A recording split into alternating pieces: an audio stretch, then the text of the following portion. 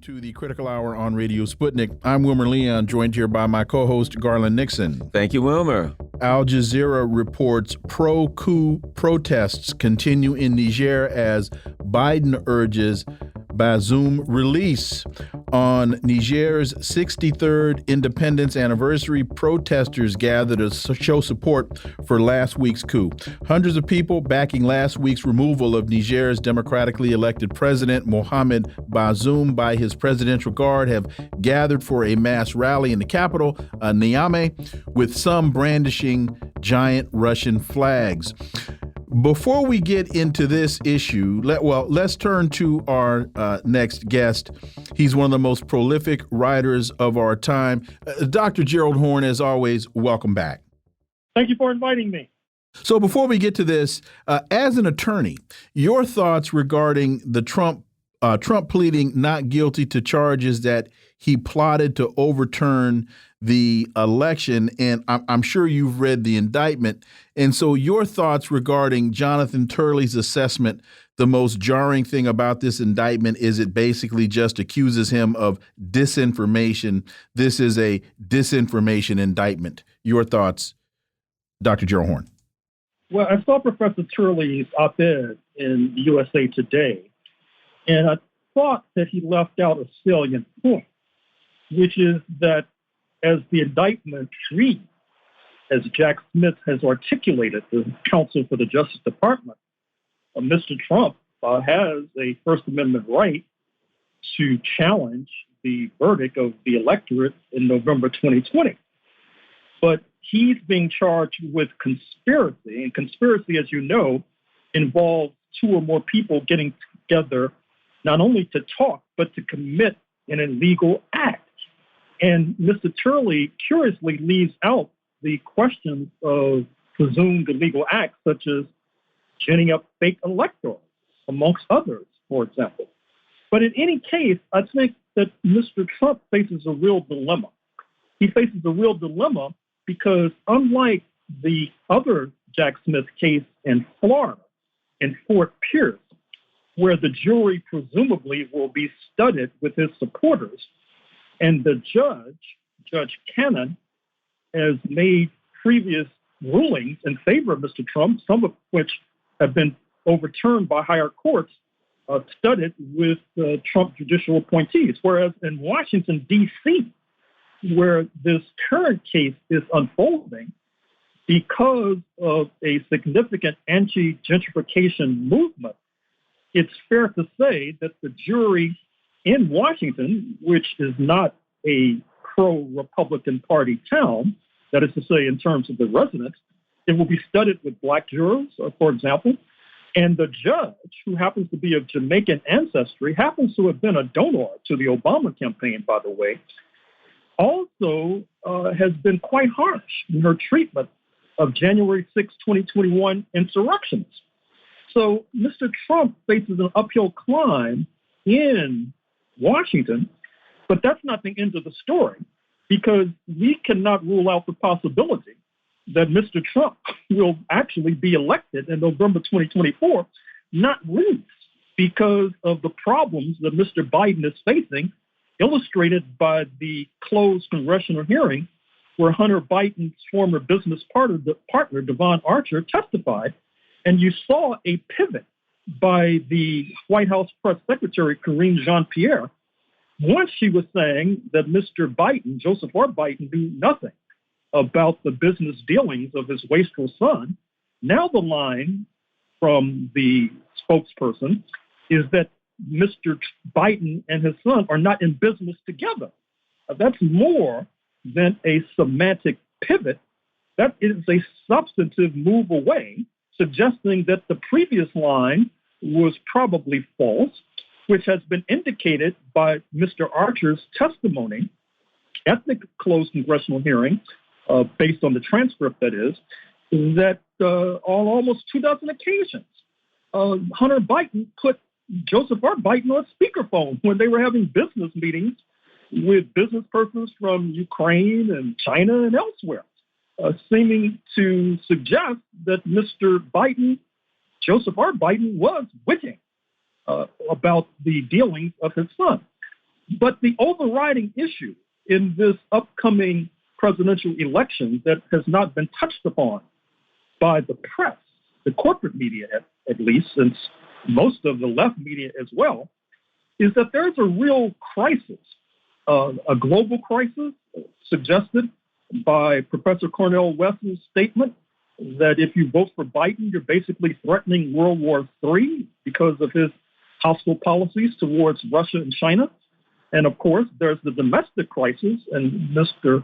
West, Dr. West, has spoken to that, suggesting that a vote for Mr. Trump is a vote for civil war, because you should take seriously these ultra-rightists who are backing Mr. Trump. You should not see it as an irrelevant detail that Mr. Trump got 75 million votes in November 2020, despite all of his transgressions, nor should you see it as an irrelevant detail that of that 75 million, perhaps 72, 73 million were Euro-American, because there is a crisis of white supremacy, not only globally, as represented by the challenge from People's Republic of China, but also you see this, and pay attention to this remark. The recent affirmative action decision by the U.S. Supreme Court, I'm sure you gentlemen in your audience are aware of it, but according to Professor Jenny Suk, S-U-K, of Harvard Law School, there was no ventilation at the lower court level or at the high court level of the heart of the Asian Americans' complaint, which is that lesser qualified Euro-American students were being admitted over more qualified Asian American students at Harvard University. Likewise, turn your attention to a recent column in the Financial Times by Jillian Tett, T-E-T-T, who suggests that in Cupertino, California, and other high-rent districts, high-mortgage districts, there is a phenomenon called white flight. Not the white flight you're accustomed to, whereby Euro-Americans move when Black Americans move into their neighborhood. This is a white flight by white parents who are terrified by the prospect of little Johnny and little Jennifer not measuring up to Asian American students in high schools, and therefore not winding up in the top 10 of the graduating class. There is a real crisis in this country, and the sooner that the press, beyond Sputnik, of course, confronts this, the better off we'll all be. On Niger's 63rd independence anniversary, protesters gathered to show support for last week's coup. Interesting, we're seeing coups in West Africa, but pro-Western coups that are supported by the people. A dangerous situation in West Africa. Your thoughts, Dr. Horne? Quite dangerous. Quite dangerous. In fact, let's hold our breath until Sunday or Monday, because the economic community of West African states, which I'm afraid to say is operating as a sort of sock puppet for the North Atlantic nations, has threatened a military intervention in Niger as of Sunday or Monday. Let's hope that that was just loose talk and not serious. In any case, they backed that up by cutting electricity. That is to say, Nigeria has cut electricity into Niger, which is causing all manner of problems. Interestingly enough, the president who has been detained, that was the trigger for this coup, President Bazoum, he's not altogether being detained. You saw in Washington Post this morning, he had an op-ed. I mean, I don't know about the folks in Niger in terms of the security they have around him. Supposedly he's making phone calls all over the world like a lovesick teenager.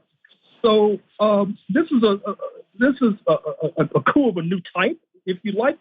And speaking of President Bazoum, also the press has not happened to notice that President Bazoum is from a minority ethnic group. It's obvious as the nose on his face.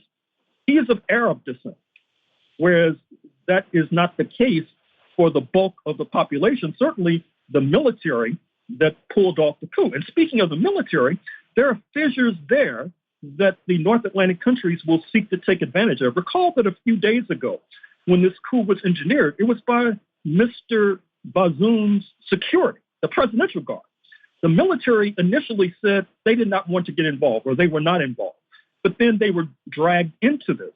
And so you will see an effort to play up on that contradiction by Nigeria and the other forces poised to intervene. And speaking of contradictions, let us not neglect the contradictions between the United States and France. Interestingly enough, as of the time of our conversation, the United States has been less hostile to this coup than France. And I'm not saying that they're supportive, but what I suspect is that Washington, as usual, is playing a double game. That is to say that on the one hand, it's supportive of its so-called French ally, but on the other hand, if a deal can be cut with the soldiers in Niger, they are willing to do so. And I'm sure France is well aware of that as well, because this is a crisis magnified by the point that neighboring countries, particularly Mali and Burkina Faso, have threatened that if there is a military intervention, they will intervene on the side of the military in Niger. And then there's Algeria, which is something of a wild card. It is a border mate of Niger. In fact, Niger could fairly be said to be in the heart of Africa. It's bordered not only by 8 countries, but such giants as Nigeria and Algeria. And Algeria is totally uncomfortable, I can assure you, by the fact that there are French troops in the hundreds, perhaps 1,500, now stationed in Niger, accompanied by U.S. forces, German forces, Canadian forces. This brings back very sorrowful memories in Algeria of the French military running roughshod over Algeria during the Liberation War from 1954 to 1962. Likewise, there's this drone base of the United States in Niger. Algeria cannot be indifferent to that as well, because you need to see this recent change of regime in Niger as akin to what has been unfolding in Algeria. What I mean is, with the North Atlantic countries seeking to boycott natural gas from Russia, and of course, being at least complicit in terms of blowing up the Nord Stream 2 gas pipeline from Russia, that has meant much more of a reliance upon Algerian natural gas.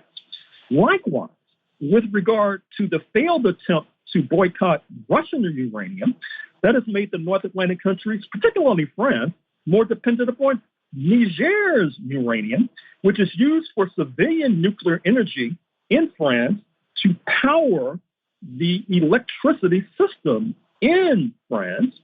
And then, of course, I think all folks of goodwill should be quite alarmed by the prospect of Nigerian forces in particular intervening militarily in Niger. We all recall what happened a few years ago when Nigeria intervened in Liberia.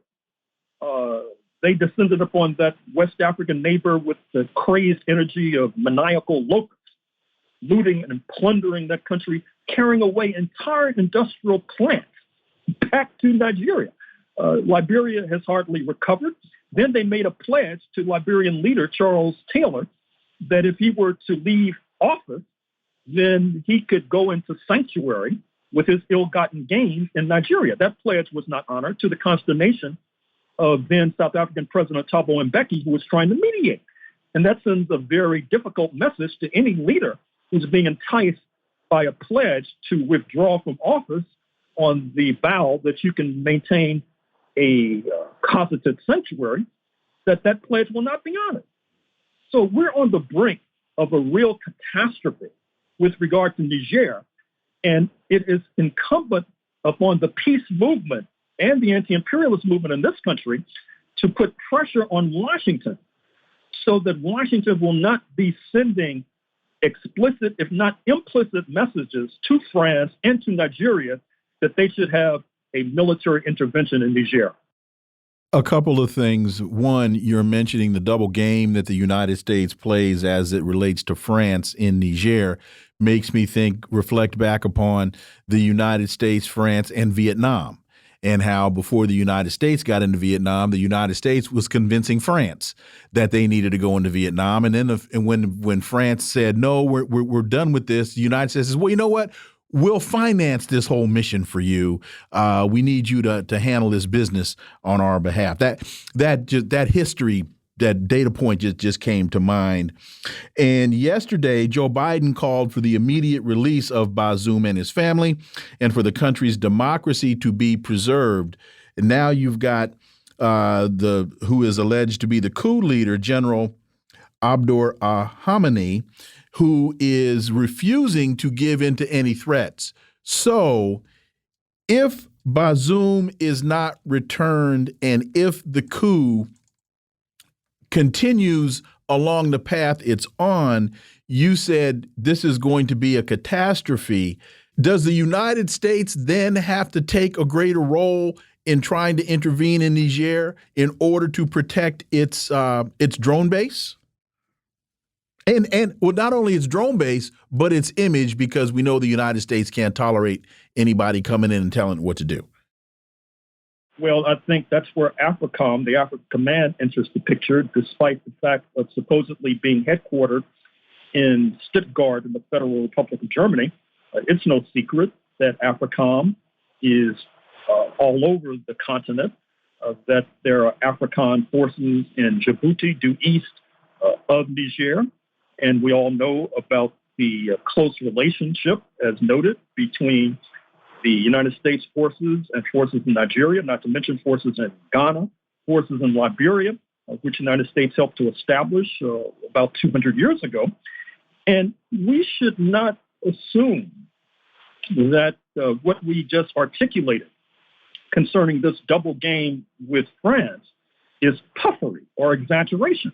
You need only turn your memory back to 1956, when Britain, France, and Israel launched a piratical attack on Nasser's Egypt over control of the Suez Canal. It was not only the then Soviet Union that threatened these Western European and Israeli pirates. President Eisenhower pulled the rug out from under these pirates. And of course, that led to Britain taking the position that it needs to tie itself closer to Washington going forward, and France taking the differing position that it needs to develop alternatives to U.S. power, which it is still seeking to do, as evidenced by its failed attempt to get an invitation to the BRICS summit, Brazil, Russia, India, China, and South Africa summit in Johannesburg in a few days. Well, Bazoum's op-ed, while in captivity, shows us that the adage, the pen is mightier than the sword, is still applicable. Dr. Gerald Horne, thank you so much for your time, as always. We greatly, greatly appreciate that analysis, and we look forward to having you back.